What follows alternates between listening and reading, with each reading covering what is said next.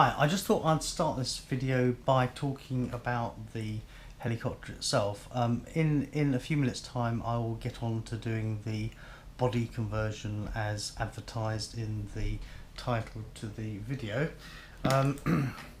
Let me just start by talking very briefly about the helicopter itself. So this is the Blade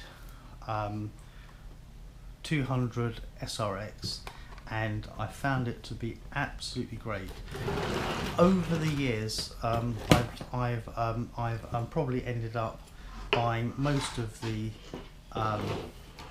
Blade range of helicopters, and I'm having another go this year at learning to fly competently and confidently, just to give you some comparison with a couple of the others which I've got. This one here, which was the first of the range really, which I bought a few years ago, which was the Blade SR. So you can see size wise this is a much different size machine, and the good thing about this was that it gave me some confidence. It could kind of fly around and bounce, and the parts are easily replaceable. The one which I had before that, which kind of got me into these things, was this, which is the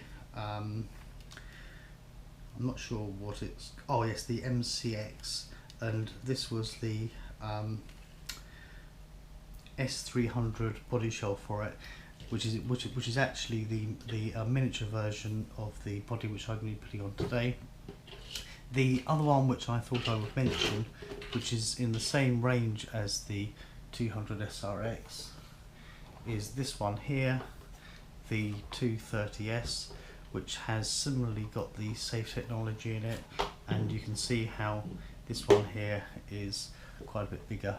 I do like this helicopter, but actually it's the 200 SRX that we're talking about today.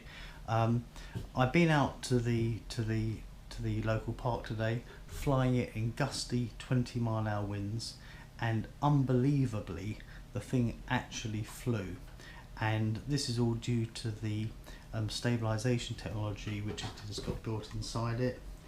The receiver in here is the AR636H, the helicopter variety of the new stabilized receiver stroke gyro combination.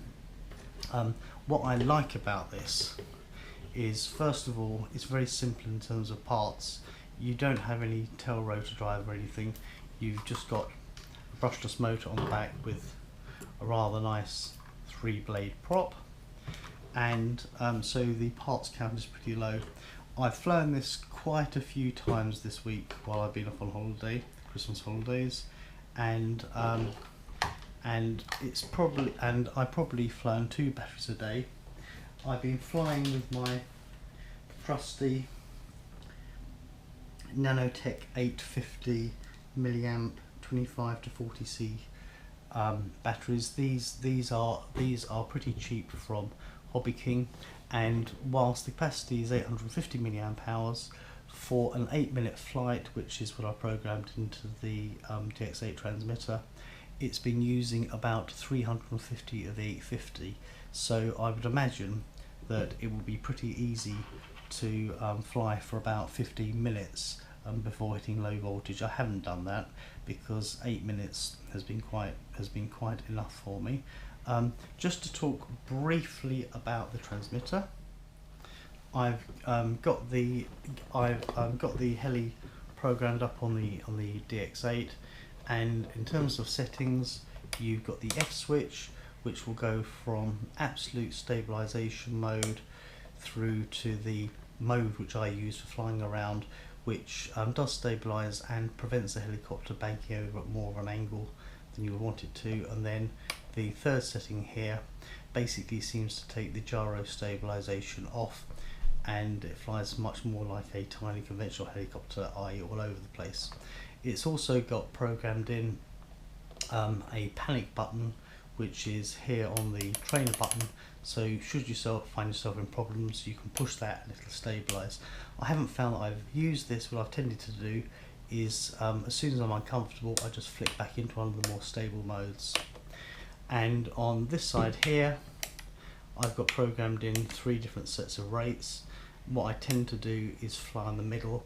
I think that I've got a rate of about, trying to think, it's probably about 80-85% in there, and I find that that's quite comfortable for flying around. What I really like about this is that it's giving me the confidence to fly a helicopter smoothly and in circuits, do my figures of 8 and fly quite high. I'm probably flying at maybe 35-40 feet most of the time, and it's getting me used to that orientation at height, because there's a bit of a transition between hovering and flying around like a real helicopter. I'm not really interested in the 3D stuff, and whilst it isn't terribly challenging, it's actually quite enjoyable to do, and I think that the point of this hobby is to enjoy it, not just kind of stress yourself all of the time. So in the first place, I'm focusing on getting flying this 200 SRX really well in the settings without any stabilization, and then I'm going to move on to the larger 230S, which is also a fantastic helicopter, get myself confident on that, and then hopefully I'll be able to move on to some of my bigger helicopters like the Blade 450 and even perhaps the Nitro Concept 30s, because to be quite honest, I think that it's as much about confidence as it is about, you know, basic ability to fly these things. Right, onto the main subject of this video, which is to have a look at and fit the new Hughes 300 body shell. This has just come through the post this morning. I haven't opened it yet, but it's from Germany, and I can't remember having ordered anything else recently from Germany, so I expect and I hope that this is it.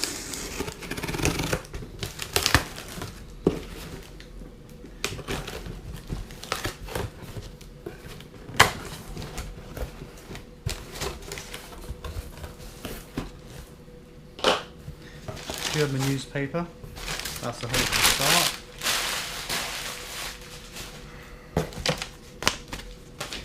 Right, that seems to be what we're expecting.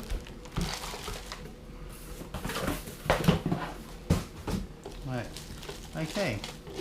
It was advertised as being quite lightweight and no heavier than the existing body shell. I expect that it's a little bit heavier, but given the sorts of flight times that I'm getting, I don't think that that's going to be a great problem. Let's just get the packet open.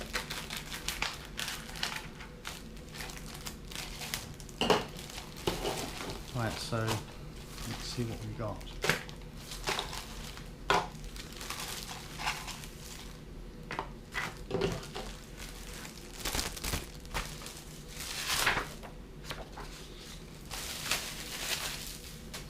Right, we have some comprehensive instructions, clearly in German.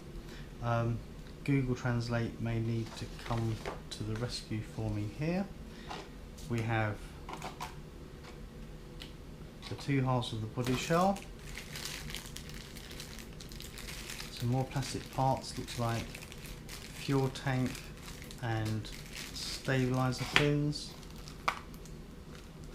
We have the front screen, and in the back here looks like a couple of side screens and some stickers. Right, okay.